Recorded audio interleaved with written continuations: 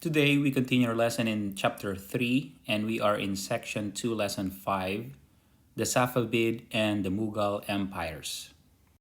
Go ahead, go to our Loda USD website and go to Clever, or you can use the actual printed textbooks. And from there, Unit 1, and we are in chapter 3 and section 2, lesson 5, the Safavid and the Mughal empires. The objective of this lesson is to identify rival Muslim empires that arose in Persia and India during the time of the Ottoman Empire. And the chapter's essential question is, what major contributions did Muslim leaders and scholars make to world civilization? So, other Muslim empires arose in Persia and India during the time of the Ottoman Empire. So, lesson 2.5 discusses the rise of the Safavid Empire and the Mughal Empire. This is the Taj Mahal, and it was built in Agra, India by the Mughal ruler Shah Jahan. It is often described as one of the most beautiful buildings in the world, blending Indian, Islamic, and Persian styles. It is considered to be the finest example of Mughal architecture. The white marble of Taj Mahal is decorated with many semi-precious stones. Passages from the Quran, which is the holy book of the Muslims, written in calligraphy, are used as decorative elements. The construction of the Taj Mahal began about 1632. More than 20,000 workers from India, Persia, the Ottoman Empire, and Europe worked together for about 22 years to complete the building complex. This is absolutely the symbol of power and glory of the Mughal Empire. Okay, so heads up, here are the review and assess questions. For number 1, reading check. What Muslim empires were rivals to the Ottoman Empire? And where were they located? That is so obvious. Number 2, compare and contrast. How were the Safavid and Mughal empires similar? How were they different? So they are like comparing their similarities and differences. Number 3, identify problems and solutions. How did Akbar the Great deal with the problem of religious conflicts? So you will be looking for the name Akbar, and you will be looking for the problems he encountered regarding religion and how did he deal with it. The Ottomans formed the largest Muslim empire of the time. However, it was not the only one. The Safavids, the Shiite dynasty, became rivals of the Sunni Ottomans. The area that is now the country of Iran has a long and storied history. For a few centuries, the region was essentially at the heart of the world trade and power. The Safavid dynasty and the accompanying Safavid empire were the names given to those who held the power. The empire existed from 1502 to 1736. Any Safavid empire definition would be remiss not to talk about the military, religious, and artistic leadership that Safavid kings enacted during their rule. But where was the Safavid empire located? While Iran, or Persia as it was then called, was the empire's heart, the Safavid Empire location actually encompassed what we now know as Azerbaijan, Bahrain, Armenia, Eastern Georgia, Iraq, Kuwait, and Afghanistan, as well as parts of Turkey, Syria, and Pakistan, Turkmenistan, and Uzbekistan at the empire's height. So these are all the areas that the Safavid Empire conquered or ruled.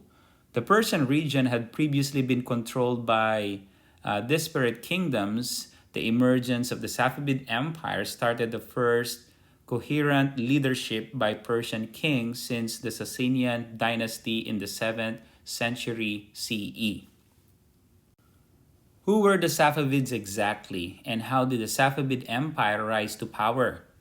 The Safavid rulers were Sufi religious order that dated back to mid-1200s.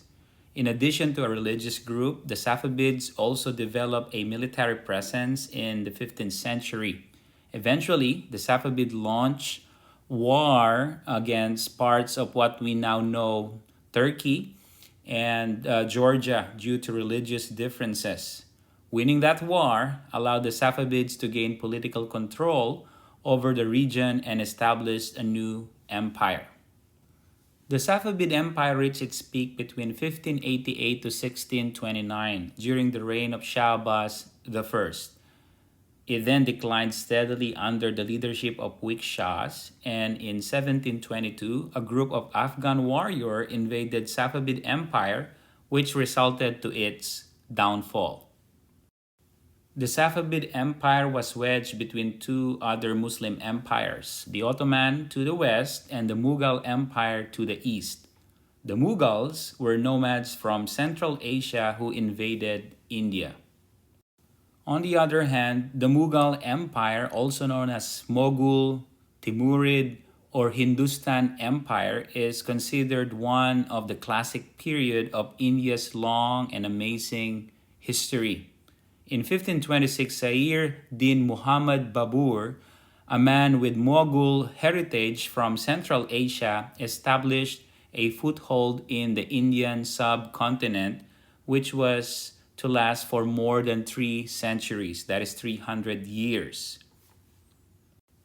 By 1650, the Mughal Empire was one of the three leading powers of the Islamic world, the so-called gunpowder empires, which also included the Ottoman Empire and the Safavid Persia. At its height, around 1690, the Mughal Empire ruled almost the entire subcontinent of India, controlling 4 million square kilometers of land and a population of about 160 million. Shah Jahan and the Taj Mahal. So Akbar's son, Jahangir, ruled the Mughal Empire in peace and prosperity from 1605 to 1627. He was succeeded by his own son, Shah Jahan. The 36 years old Shah Jahan inherited an incredible empire in 1627, but any joy he felt would be short-lived. Just 4 years later, his beloved wife, Mumtaz Mahal, died during the birth of their 14th child. Yes, 14th child. The emperor went into deep mourning and was not seen in public for a year. Well, it goes without saying that he truly loved his wife.